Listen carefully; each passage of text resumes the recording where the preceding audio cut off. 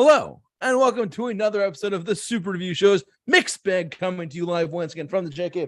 I am joined, as always, by my good man, Bill Murphy. What's going on, folks? Hopefully you're doing well tonight. And by the way, everyone, just a reminder, we the best podcast. We the best podcast. Take that, DJ Khalid, whatever your name is. Or Khalid. I give up. I don't know his name. DJ Khaled. We the best music. Yes. We the best podcast. They the best music. Okay, his music is really not that great. They might be the best music, but we the best podcast. Yes. So, for those of you who are wondering, what is tonight's topic? Bill, what is tonight's topic? Well, tonight's topic is sequels that we waited a long time for. Yes. And what that means is, okay, since last week we did the sequels that aren't as bad as everybody says they are, so we're sort of on the sequel train right now. Yes, we are. It's a fun train to be on. Yes, it is. So we're going to be talking about sequels that we waited for, a while. Mm-hmm. So okay, and here's our criteria. Our criteria is 10 years, but there is one that we're going to talk about that is 1 year short of that, so that gets one extension. Yeah. But also we are talking about sequels. We are not talking about and prequels too, I guess. We're talking about sequels and prequels. We're not talking about reboots or spinoffs. Correct. Just strictly sequels tonight. And prequels, because once you think about it, they are kind of sequels. Yeah, they're just continuations of a story. Yeah, that's all it is. Yes, but yeah, like I said, spin-offs and reboots, not talking about that tonight. Nope. Okay, so what should we start with? Well, why don't I kick the show off tonight, Bill? Why don't you? Yes. So anyways, so there's a movie that came out earlier this year in 2022. Are we going back to the danger zone? We're going back to the danger zone, ladies. Talk to me, JT. I will talk to you, Bill. So tonight's our first movie tonight that came out. The first one was in 1986, but this one came out in 2022. They delayed it a couple years because of COVID, but that's okay because we're talking about Top Gun Maverick. Let's face it, Bill. This movie was just awesome. Oh, I had a great time. I did too. Movie. I did an out of the theater reaction video for this movie too, and it was awesome. Can we just say this, JT? Yes. Tom Cruise never ages. No, he really doesn't. He's almost. He never ages. Yeah, he still looks great to this day. It's crazy. But yeah, Top Gun, this is my first pick, though, Top Gun, because the first film was in 1986, and they were talking about a Top Gun 2 forever. They were talking about it for a long time, and they finally got the sequel that came out this year in 2022. It's supposed to be 2020, but then COVID pushed it back even further. But I think it was a smart move for them to push it back after they shot it due to the COVID release and stuff like that, because they put out a great product. Paramount Pictures put out a phenomenal movie that really was a showstopper of a movie. Yeah, the danger zone, man. We re-entered the danger zone. It was so cool. I saw it once in theaters. I just saw it once and I was like, this is just a great movie. A phenomenal movie. So fun, so entertaining, so awesome in so many different ways. Could not be any happier to watch Top Gun Maverick. But yeah, this is kind of our premise for tonight. That's just an example of what we're going to be talking about. How the movie came out maybe 30 years ago, but then they made a sequel and they released it soon. You know what I mean? So yeah, and you also know another reason besides COVID why they delayed the release. Why is that? The release? Because there were some of the flying scenes they had to reschedule. They had to do, and they were very complex. Yes, that is. I forgot about that. Yep. So Top Gun Maverick is also so the two reasons was, say it with us. 1, 2, 3. Thanks COVID. Yeah. It was one, it was COVID, and then it was because they had to. Yeah, it was. Go ahead. Sorry. Because a lot of the flying scenes had to be reshot. Yeah. And they were very complicated.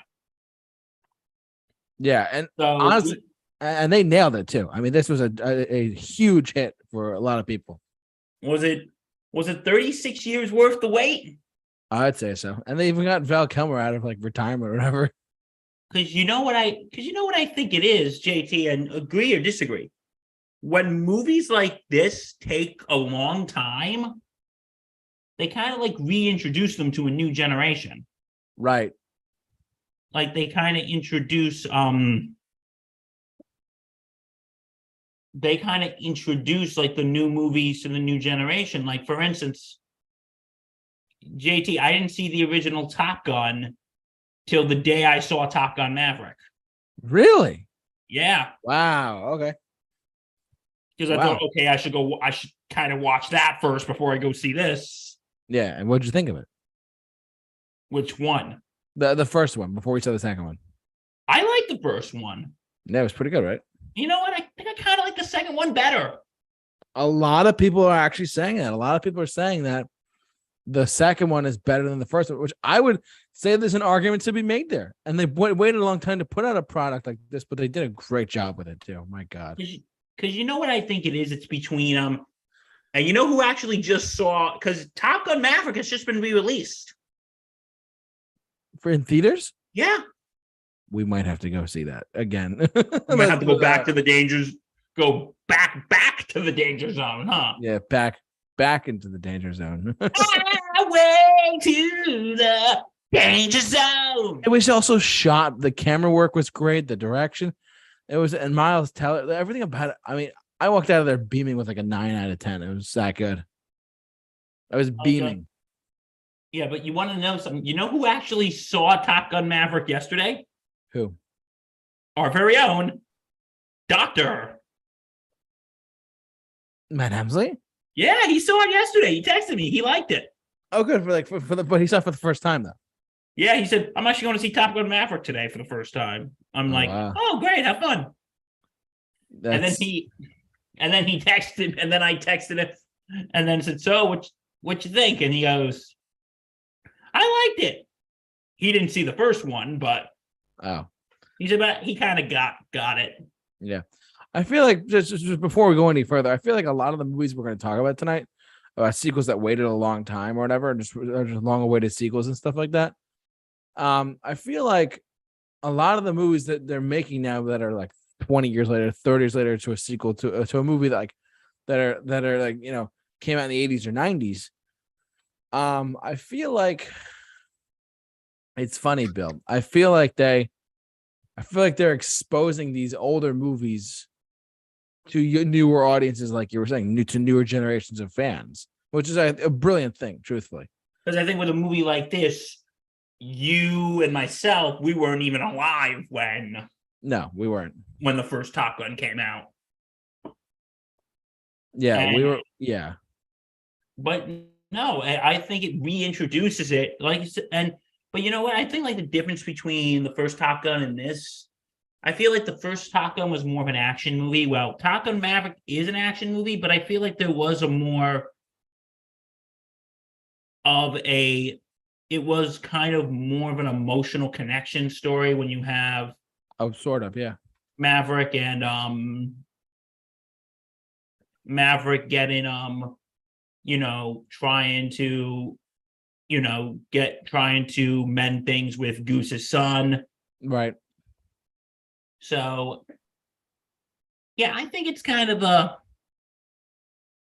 I love that scene at the bar when he like has to do or say something and then he ends up buying the whole bar drinks. That is so funny. Yeah. So so this was we had to wait a while between these movies. And look what it paid off. I mean, Paramount Pictures needed a hit for a while and they really got it. So yeah. So yes, that's the first one, I guess, huh?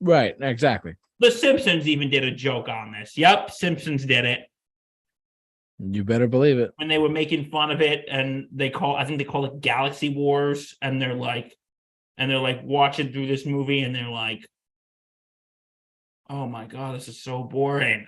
And when they confronted the character who was supposed to be George Lucas, there he says, "But better technology, it makes the movie so much better." And Lisa says, "Better technology doesn't mean better storytelling." Exactly. Listen up, everyone out It there. doesn't mean better storytelling. Yeah. And I get it. I think George Lucas wanted to play around with a lot of the new technology, and he thought it would make it better. But don't forget, folks, Phantom Menace, and I've talked about this a bunch of times on this podcast. Yeah. It created a phenomenon called Phantom Medicine. Yep. Which, for those who don't know, is when people, after a sequel was released, people try to convince themselves that it's a good movie. Yeah, there's a lot of that sometimes. Like, it's good. It's really good. Like, oh, it sucks. Like, in another movie, which I'm sure we'll be talking about a little later, also from George Lucas. But I think the thing is, it's like, because, like I said, the late, great Roger Ebert actually gave this movie a positive review. Mm-hmm. So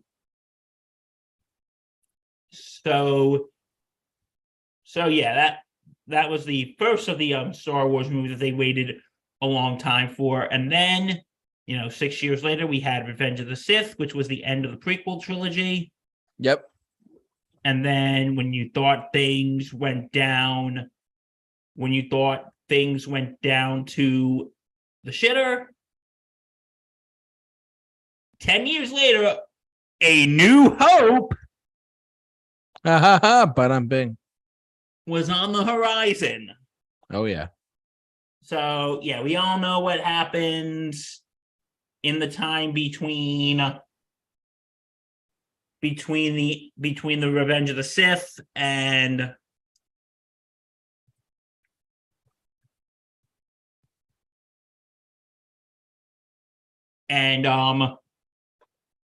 The Force Awakens. Yep. Well, what happened? Well, we'll tell you. 2012, Disney bought Lucasfilm. Yep. So now Star Wars is officially owned by The mouse. Disney, they own everything. Yeah, they kind of do at this point. They don't own us though, so that's good. Yes, true. Okay, so he had discussed the idea of a sequel trilogy for a long time, even after the conclusion of the original trilogy, like we talked about. Then in 2012, Disney bought Lucasfilm. And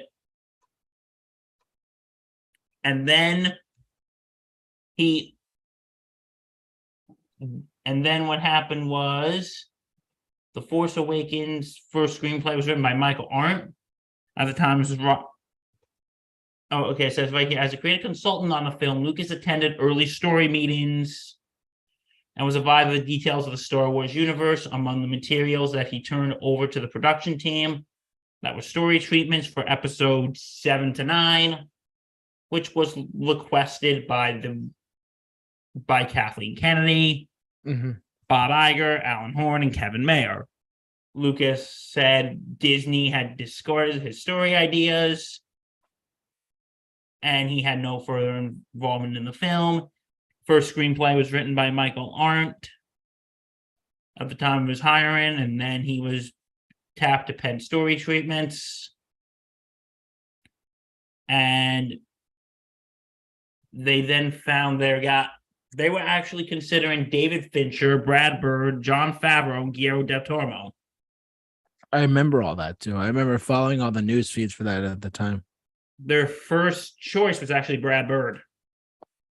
to direct episodes 7. Yeah. Oh wow.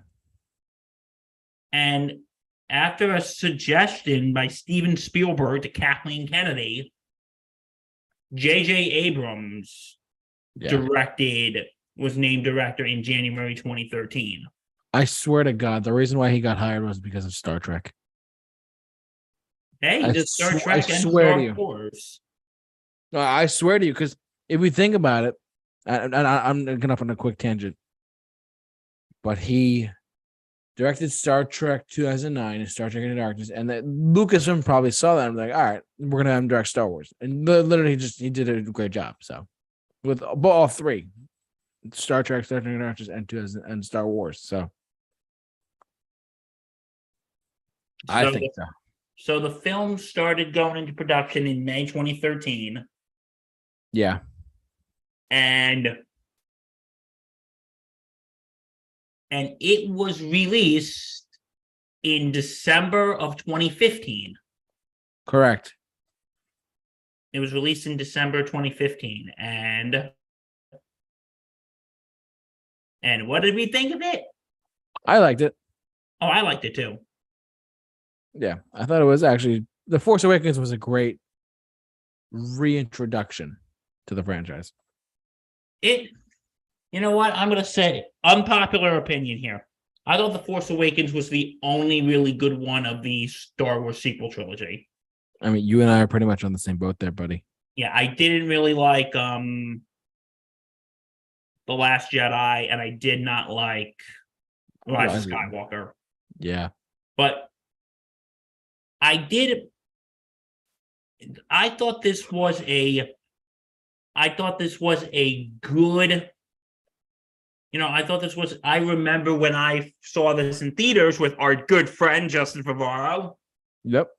I saw this with him, and I remember like every time there was like a throwback to the original, like, we saw this scene in the trailer, remember? Yeah. Chewie, we're home. Yeah. The audience. Clapping like crazy. I know. That happened with us too. And when we saw it, like, there were people screaming in the theater, like, yes! It's crazy. Lightsaber.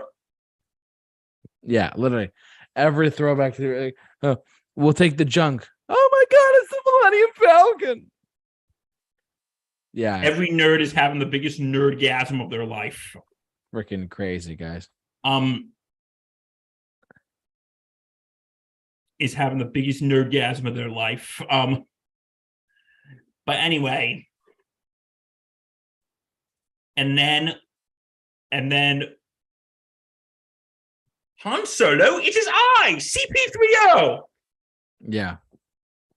My brother and I made this joke about when R2-D2 comes back and CP3O, R2, I have so much to tell you.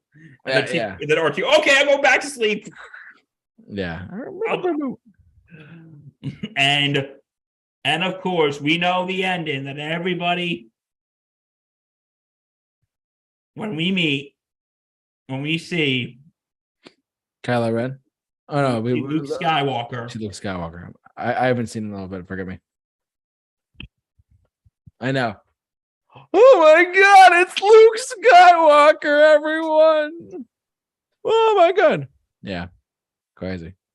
Like, I love me some Mark Hamill too, don't get me wrong, but it's like, it was the audience clapped like a bunch of seals.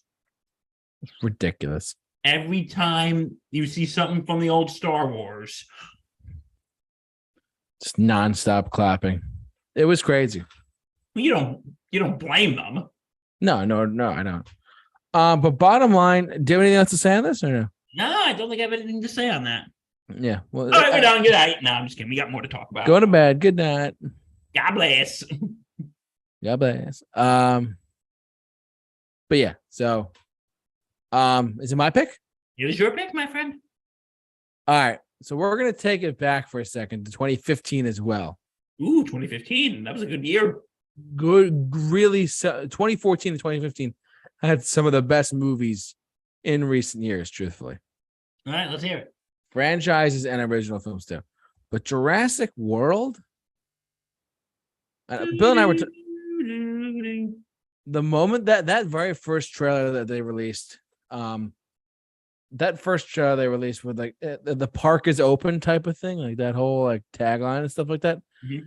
It worked so well. It was, and honestly, this one was a great fresh take on the franchise. I mean, Jurassic World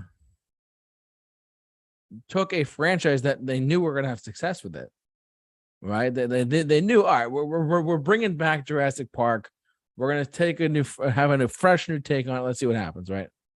So the part that always got me, Bill, I don't know if it's ever hit you or not, but I love this movie so much because it was a fresh take on a franchise that really ended, somewhat mediocrely with the Lost World with Jurassic Park 3. Forgive me. That one was okay.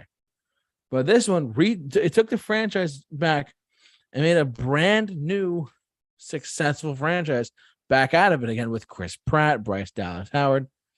And even on the later two films like Jurassic World Dominion and Jurassic World Fallen Kingdom, these are movies that had the original cast come back too for those films too. But this first one, Jurassic World, was just something so special.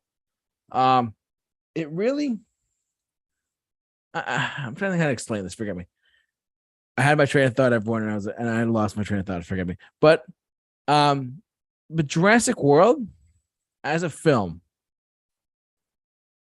the fact that they put out a couple of really good trailers. The director, Colin Trevorrow, that's where I was going with this. The director, actually, I remember him saying how he wanted to modernize the park and envision the park is open now. Here you go, right? Mm-hmm. He wanted to modernize that and say, but then he wanted a modern angle of like, all right, people are going to be bored with it. People are going to be upset with it.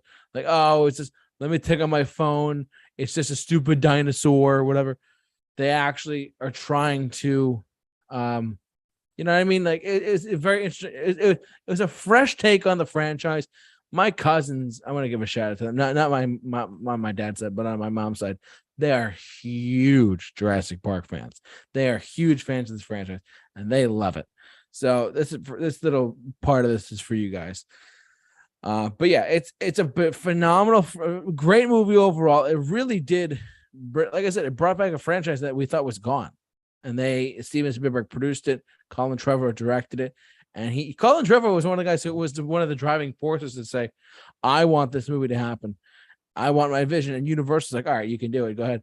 And they made it work. It was an incredibly fun movie. It worked. It did. It worked. It was a fun movie. What more do you want? So Jurassic World, not the first one, not Fallen Kingdom, not Dominion, but Jurassic World from 2015 was a great movie. Like, I'll be honest, I did not like the new one. The new Jurassic World this year. Oh no, the one that came out this year. No, I didn't even see it. So I thought it was garbage. I heard it was terrible. Yeah. Yeah, but you know what? I remember seeing the first. Okay, I'll be honest. First Jurassic World, I thought it was great. I thought it was okay. Okay. Hey, we are allowed to have a difference of opinion. Yes, just because we do a podcast together doesn't mean we are going to agree on everything. But yeah. But I thought the movie was so and so. Like, I'll be honest, Bryce Dallas Howard's nephews. Oh, like the kid. They annoyed me. Oh, it's the same kid from Iron Man 3. Did you know that? Oh, really? I didn't know that. Yeah, it's the same. But kid. You know what? Like, here's my thing with kid actors. They try to make them act so unrealistic and not like real kids. I'm like, yeah, that kind of gets to people. Like, I remember like this one thing, like I heard mom and dad are getting a divorce. I'm like, what? And I'm like, oh my God, I don't care. Let's move on. But then, you know what part really made me want to stand up and applaud? This is for Doug Walker. Ready? Say it, Bill. You Rex. Rex. But T-Rex, when that stepped on screen, I'm like, yes. Yes. Oh yeah. So when you hear its roar, I am awesome. yeah. So but yeah, Jurassic World is one of my picks, and I a sequel that I don't think we ever expected to see or hear from, but we went back to the park. We went back to the park. Welcome to Jurassic World. Yeah. What's your next pick, bud? Okay. My next pick. Okay, and then this is something that you have on your list too. I do. What is it? Dun dun dun dun dun dun dun dun dun dun dun dun dun dun dun dun dun. Rocky Balboa. This movie came out in 2006, and Rocky 5 was in 1990. Yes, Rocky 5 came out in 1990. And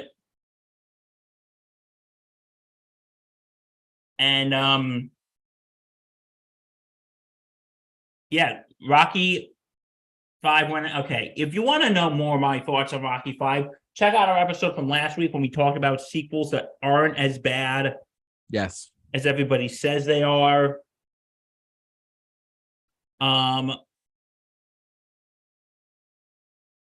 That aren't as bad as everyone says they are. Go check that out. Okay, but Rocky Balboa, like, all right, okay, it began. Okay, the shooting began in December 2005. Okay. And what happened was, okay, I should have done the research beforehand, folks. I'm sorry. Okay, it gives nod to the previous installment, most obvious, the return of Stallone, and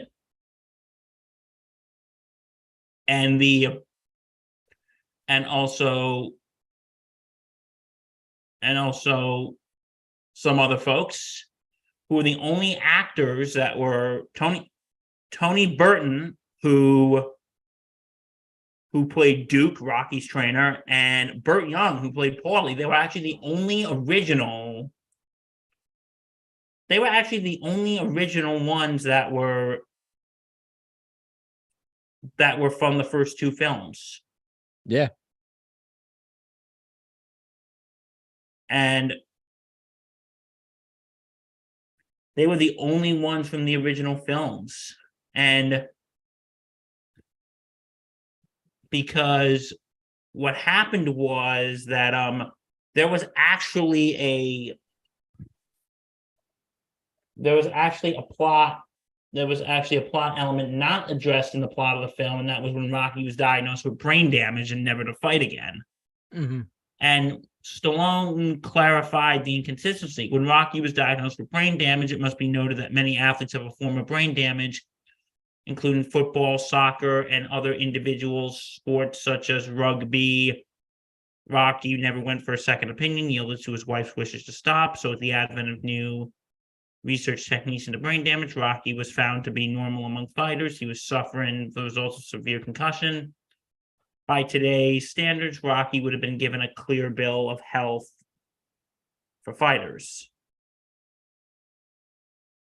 So this film, okay, so for those of who have not seen the movie, okay, and the reason why they probably waited so long is because maybe after Rocky 5 was such a disaster, yeah, they're probably like, yeah, we're staying away from this. We're done. No more Rocky movies. We're done. We're done. We out. right. We're done. Goodbye. No more. But maybe they were like, oh, maybe one more wouldn't hurt. And okay, I just want to note, and I know we kind of noticed this in the beginning.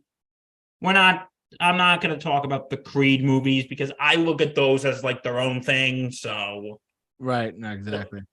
even though I am excited for Creed 3 to come out in March, but that's neither here nor there. Um,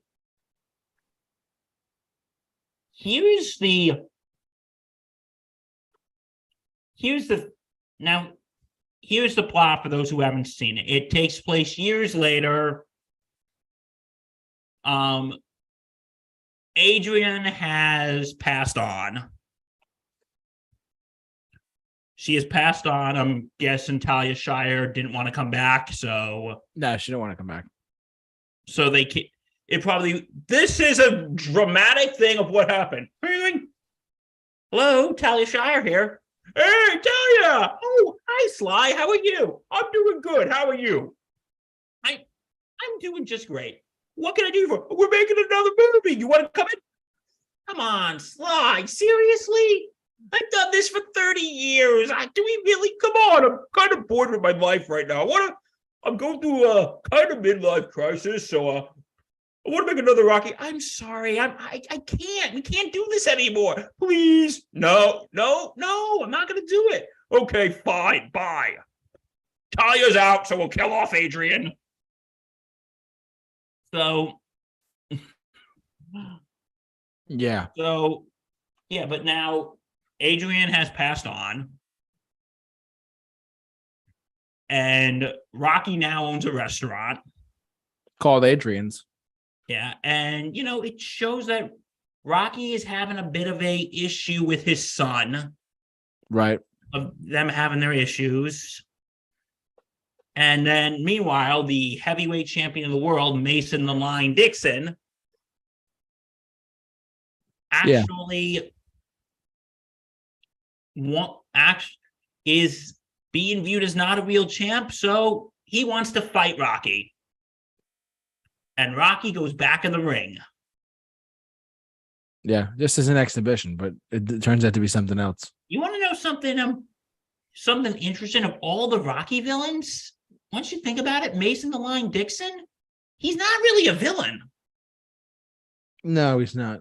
Once you think, as you can see, he seems very level-headed. He seems like he has a lot of respect for Rocky.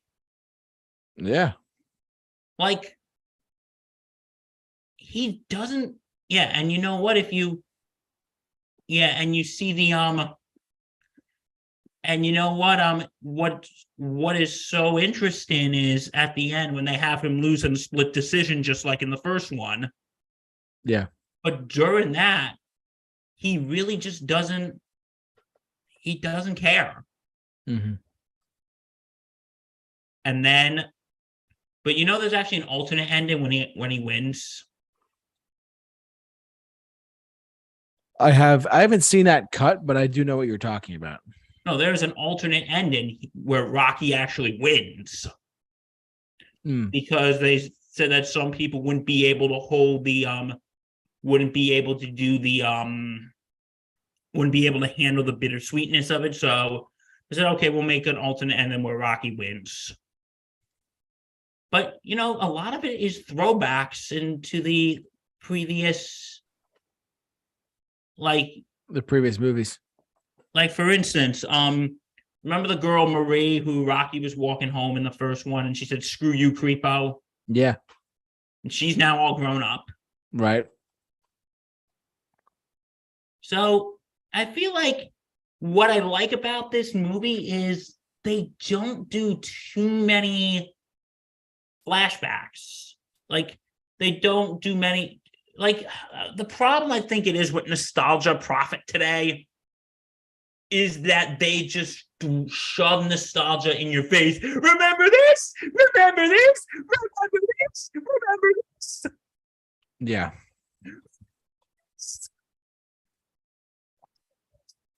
Remember that? Yeah. No, I hear you, man.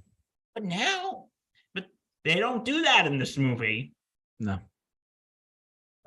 They make it a very current thing too, which is nice. They do make it more current. Yeah. Yeah. So Yeah, so we had to wait 16 years. We had to wait 16 years between Rocky 5 and Rocky Balboa. And again, we had to wait like almost 10 years. But again, we're not talking about the Creed movies. Those are their own things. Right. They're their own things, so we won't be discussing that tonight. All right, JT, over to you. Well, believe it or not, this is on my list too. So I'll just shed some light on it really quick if that's okay. Okay. Hey, you know what that means? Oh my God. Ready? 1, 2, 3. We swiped right. It's been a little while. Been a little bit there, bud. We swiped right. Yes, we did.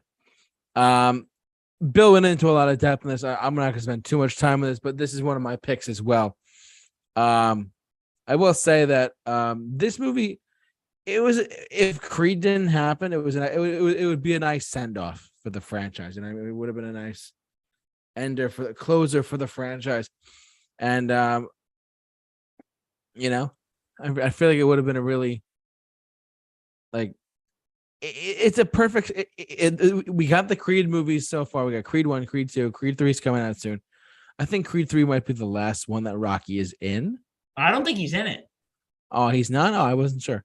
They haven't shown Stallone in the trailers, so I mean, he could be in there last minute. Who knows? I mean, fingers crossed. But Stallone played a big role in the first one and someone in the second one. So yeah, but the Creed films, that is. But Rocky Balboa, though, I mean, it was a nice send off, and also this movie was Stallone's return to box office stardom, because if you think about it, Rocky 6, then Rambo 4, and then the Expendables films, then he was able to go and do other films as well. So this was a kind of a small comeback for Stallone as well. So, which was I love the movie a lot. The fact that it ended in a split decision, and he did lose, was such a great ending, truthfully, to this character and this franchise. So I loved it quite a bit, but that's just me. Yeah, but you know what? When you said end of the franchise, I wouldn't really say what Rocky Balboa, with the Creed movies, I would say Rocky Balboa is the end of Rocky's story. Yeah. It's the end of Rocky's story, and Creed is Creed 1 and 2 is more the beginning of Michael B. Jordan's character. And yeah, in that film, because I feel like in the Creed movies, yeah, there are still parts of Rocky's story, but they're slowly fading away from it. Yeah, like, did you see Creed 2 or? Did I? No, I saw the first one. I didn't see Creed 2. Yeah, I'm not gonna give you spoilers for Creed 2, but No. Go ahead. But I'll just say it does end Rocky's story, but because I feel like when they go from Rocky Balboa to the Creed movies, Rocky's still in it, but he goes from being the main focus to being more of a supporting role. Right. He's more of the mentor more than anything. Yeah, he becomes basically more the, he basically becomes more of the mentor than the actual star. Rocky becomes the Mickey character, if anything. In a way, he does. So. Except it doesn't have the best line. It was from Rocky 5. Get up, you son of a bitch. Mickey loves you. No, God. Don't go there. Anyways, but Rocky Balboa, a really solid movie overall. And it was a nice send-off for the character for until we got the Creed films. So, yeah. Since I went off on this when you had this, I'll give you a mulligan. What's that? Oh, you're going to let me go? Yeah, I'll let you go. I wonder if this one's on your list too. But I only have like 2 more because it's getting late to the point where I actually have to sign off for the evening. But that's okay. I'm gonna we'll talk about 3 more. Okay. Okay, because I got a few more. So. All right, cool. I got 3 more, and one of them is you'd be surprised. But the first one is The Incredibles 2. Guess what? Oh my God. 1, 2, 3. Right. All righty. We swiped right twice, ladies and gentlemen. So we swiped right twice on the same exact movie. Bill, I will take you out to pizza anytime you want. Okay, sounds good. Let's get some pizza. Let's get some food. Anyways, Incredibles 2. I'll go first this time. Sounds good. Incredibles 2 waited, how long was it? 14 years? I think 15 years. It was 2000. No, it was 14 because it was 2004 to 2018. That sounds about right. Yeah. Hold on, Incredibles. Bill is gonna fact check myself for a sec, but Incredibles 2, man. Oh yeah, it did come out in 2018. I thought it came out in 2019. I don't know. See, I got you because I saw it in theaters. This movie. First up, I still liked it for what it was, but I don't think we're gonna see an Incredibles 3, if you know what I mean. I don't think we're gonna see an Incredibles 3, even though the first one set it up to be a franchise. For it set up to be a franchise. From the first one, like they set it up to have a sequel or sequels. That being said, Incredibles 2, I liked it for what it was, but there were a lot of people that had a lot of complaints with it and stuff like that. I mean, yes, they brought back the original cast and stuff like that. Brad Bird did direct it. It was just what the one thing that threw me off, and I still remember to this day. I'm sitting down in the theater and I'm watching the start of the movie of Incredibles 2, and it picks up right where the first one ended. And it was a 14-year gap between. I feel like a lot of people going into this movie just assumed, it's gonna be Incredibles 2. It's gonna be a continuating story, but it's gonna be several years later when they announced it and stuff like that. But no, they picked it up right where they left it off, which I thought was an interesting move. Do I think it was the best choice they could have done? No, but I think I'm not Brad Bird. I'm not the director of Mission Impossible 3 and Incredibles, so I don't take it for what it's worth for me. But we got the movie we got, and what was it fun? Was it fun? Was it enjoyable? Yeah. So some people were telling me at one point, I never liked the animation style of it. I never liked you got to remember too, Incredibles 1 was 2004. That was a long time ago, and the CG has improved a lot since then.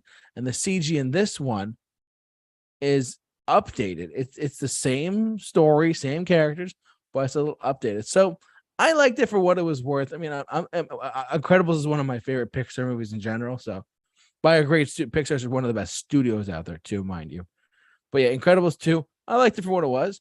Will they do a third one? I don't know. What do you think, Bill? Do I think they will do a third one? No. No. But what's your take on it as well? I'm just curious. On Incredibles 2, I'm going to be honest. I did not hate this movie, but we didn't love it. I didn't love it. And you know what? And I have problems with it. And one of the things is I don't like that they just picked it off from where the first one left. That's what I was just mentioning. Yeah. Because if you waited like a year or two, or 3 years, that's one thing. But this was 14 years. Yeah. I would have liked to seen maybe, Violet in college, Dash in high school, maybe Jack in like elementary school, middle school. I would have liked to seen that. Yeah, I would have loved to have seen that too, but they did a different style of, it was just different for what it was. And you know what? And it's also because, and they also didn't bring back the guy who originally voiced Dash because, Didn't the other guy die? Who, the kid? Yeah, the voice actor, yeah. He did?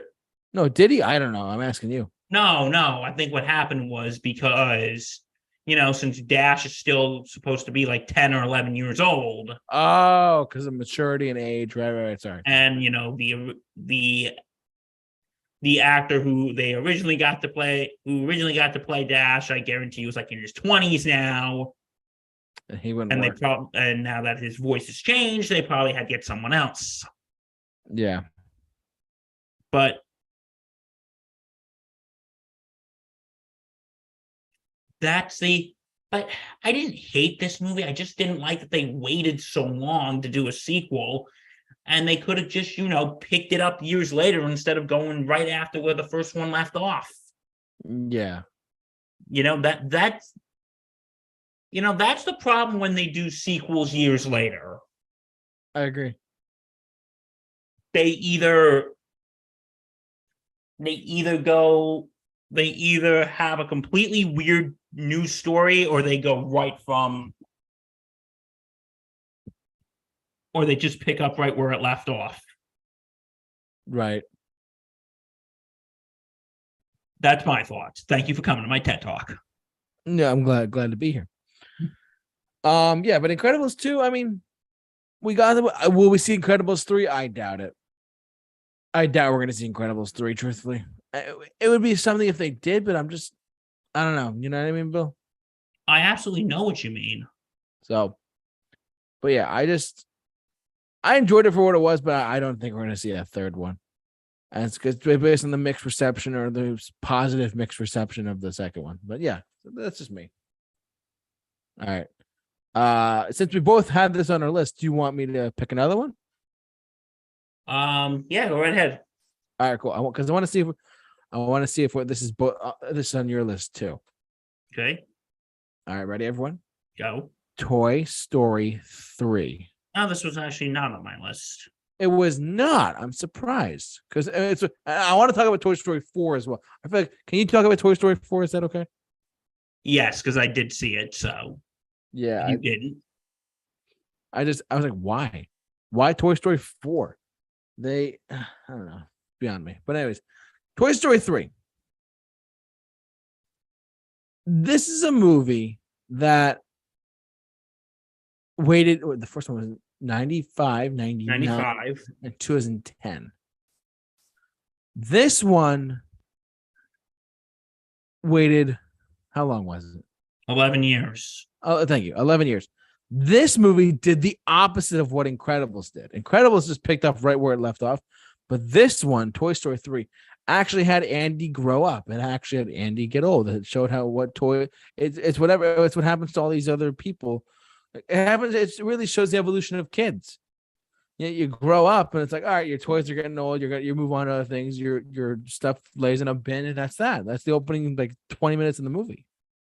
Now the rest of the movie too is pretty dark for what it's worth. Like the part with Lotso and the whole toy, if you haven't seen Toy Story 3, get on it. It's actually a little scary.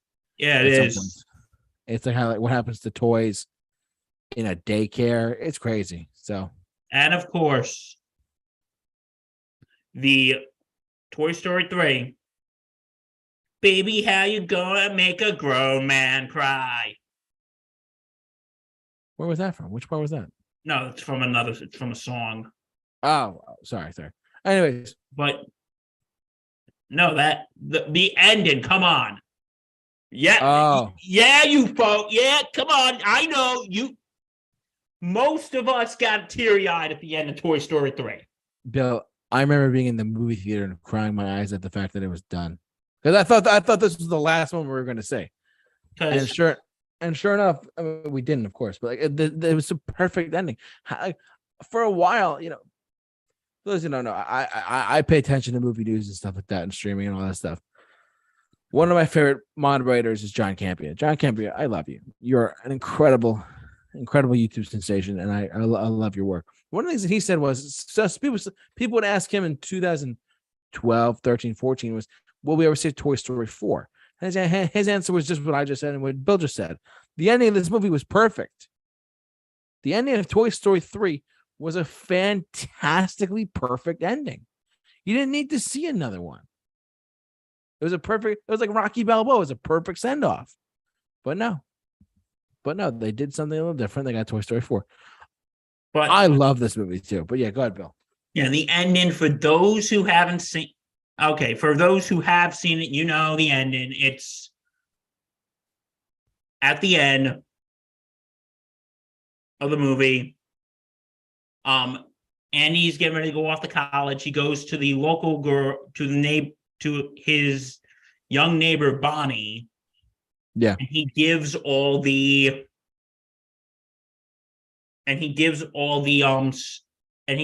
toys to her, and he's like, and he's like telling, and she's like telling, he's like telling her all about them. And then this is the one that gets me teary eyed. He picks up Woody. Yeah. He said, "This is my most special toy.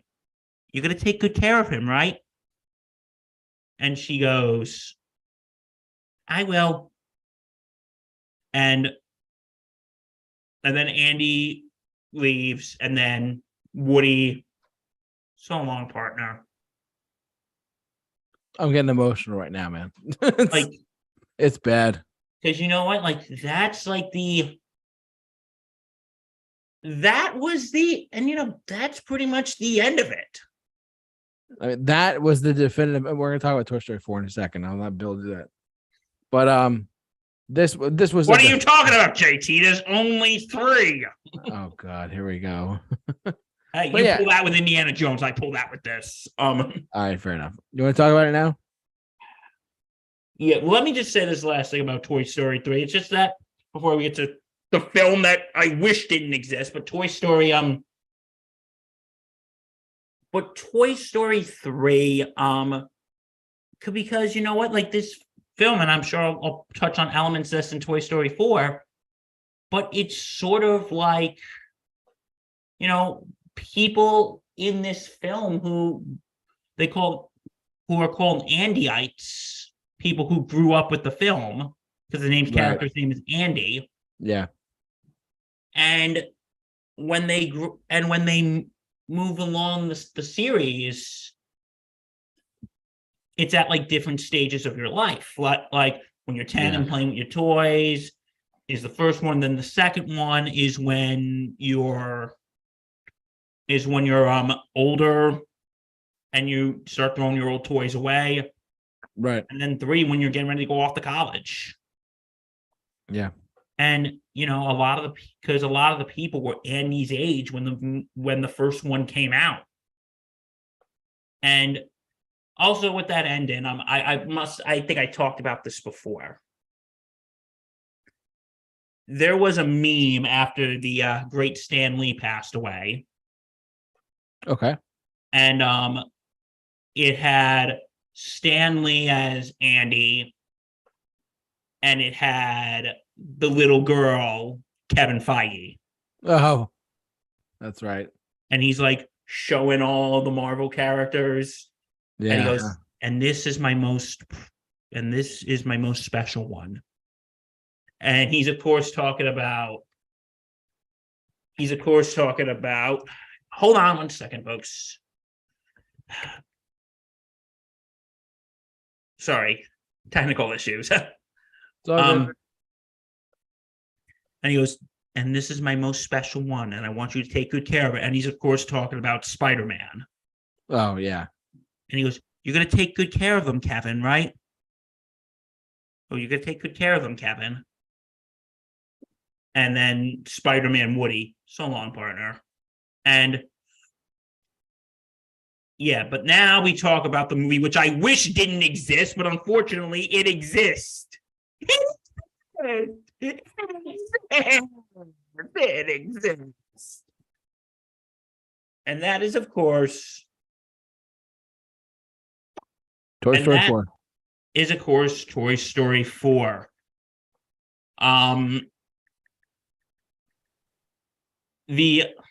Okay, I'm going to be honest with you. This movie, Toy Story 3, ended on a perfect note. Yep. It ended the franchise perfectly. But Toy Story 4, I don't think it was bad. Okay, maybe it was, but like, here's the thing. It's like the toy owners are now with Bonnie. The toys are now with Bonnie, and Woody's still being, Woody, and people getting sick of him. And you know what? It's like, I know that Bonnie is growing a little bit. It's like, and then Bo Peep, who wasn't in Toy Story 3, she comes back for this one. And it's like the attitude of the way I described it to Justin was Woody is like the mom who doesn't want to see her kid grow up, the one who would latch herself onto your foot when you get to your dorm on college moving day, freshman year. Right. And Bo Peep is basically like the divorced empty nester who's like, hey, got no kid, got no spouse, my kid's grown up, got no spouse, time for me to live my life. And you know, I feel like it's just and you know what I don't like about this movie, Buzz, my favorite character, Buzz, they dumbed him down. They just turned him into such an idiot. Yeah. The inner voice says, shut up! I just want to take my cup I'm drinking my soda in and throw it at the freaking screen. And I know that's probably illegal, but I remember watching that when he was doing that. I'm like sitting there thinking, I want to take my soda, my popcorn, and throw it at the screen and run out before anyone sees me. Because, but you know what? I will say this, like there are characters who are new in the movie, like this baby doll who's broken and doesn't have an owner and she really wants one. You know, it could, you know, how I said in Toy Story 3, most of the people who maybe grew up in the first one are now in college. When it comes to Toy Story 4, a lot of those kids from the first one, a lot of them now have families of their own. Yeah. A lot of them are grown up and have children of their own. And like that baby doll who's broken, maybe that could represent someone who really wanted to have children but couldn't. So, you know, maybe that's sort of like an analogy for infertility. But yeah, that's what I say about the but yeah, Toy Story 4, not just Toy Story 3 just ended perfectly. Yep. And yeah, that's my thought on Toy Story 4. Cool. All right. Okay, it's my turn. I'm good. So if you want to list off whatever you got left, go ahead. I'm doing this to get back at you for acknowledging Toy Story 4 exists. Oh, Jesus. All right. Yes, we're going there, JT. Oh, God. Indiana Jones and the Kingdom of the Crystal Skull. Oh, man. Hey, watch it, pal. Go ahead. You acknowledge that the other one exists? You know what they say, JT. Karma. Payback's a bitch. It is. Go on. Talk to me. Okay. So anyway,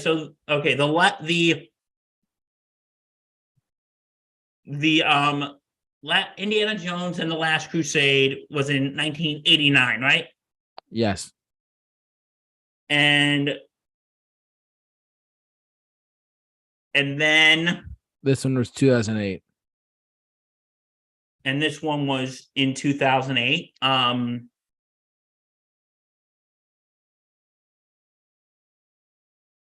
Yeah, so and because in the late 70s, Lucas and Spielberg made a deal with Paramount to make 5 Indiana Jones films. Really? Okay. But Lucas let the series end after the Last Crusade because he couldn't think of a good plot device for the next installment. So he produced the prequel series, The Young Indiana Jones Chronicles. Oh, okay. And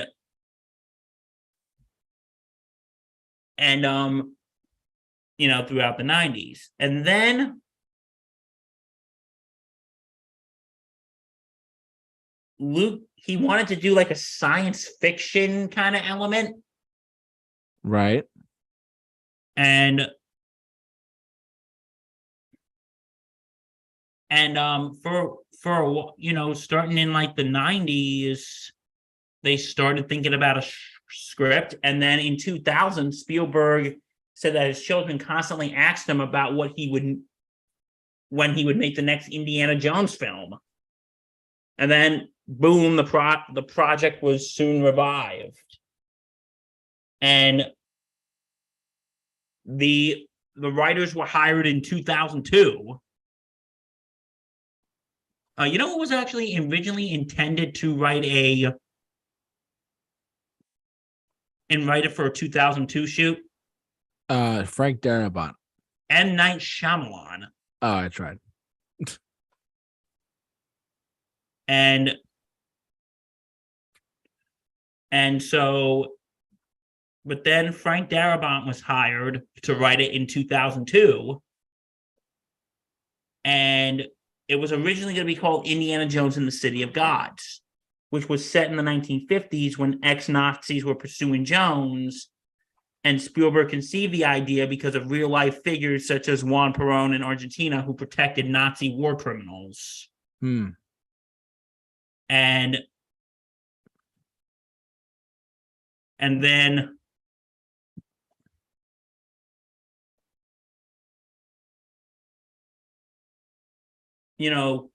Darabont said that Spielberg loved the script, but Lucas didn't like it and decided to take writing over himself. And Lucas and Spielberg set in the 1950s during the Cold War. And then filming started in June of 2007. Yep.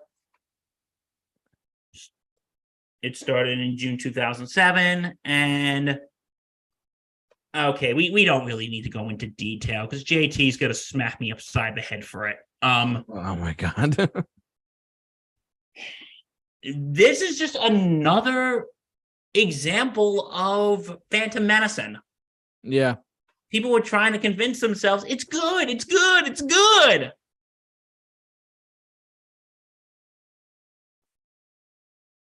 But it sucked. It was not good. Like, I actually personally don't think the film is horrible. No, it's not a bad film. It's just there were some story points that didn't make sense. Like the fridge. The fridge was one thing, but yeah, JT likes to live in a world where this movie doesn't exist, don't you? Parts of it doesn't exist. The story is a great story. Don't get me wrong. It's just that this one is like, you know what I mean? Like, keep telling me there's only 3. Well, because going back to Toy Story 3 for a sec, that film series ended on a perfect note. The Last Crusade ends with them riding off into the sunset. How much more perfect can you get? Okay, that is true. See? Are you trying to convert me to your side? No. I'm just saying though. Dun dun dun dun dun dun dun dun. But now I could. Yeah, but that's what I say. This movie.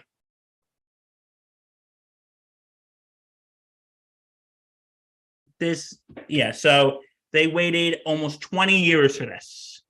Yeah. And then, come this June, a 5th one. And what do you think of that? The trailer, we did a trailer review on our YouTube channel. Check it out. I'm very intrigued that they're doing what they're doing. I don't know what's going to happen. I think it's his final outing as the character, Harrison Ford. I think so. But as far as like, you have me intrigued. I mean, you have my attention. I'll go see it.